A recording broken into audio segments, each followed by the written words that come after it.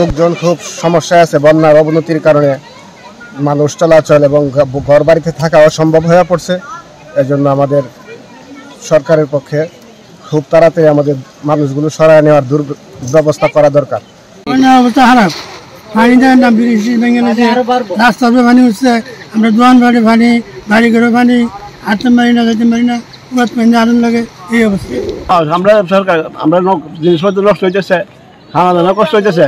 হ্যাঁ, সরকারের কাছে আমরা সহযোগিতা চাই, সহযোগিতা করে।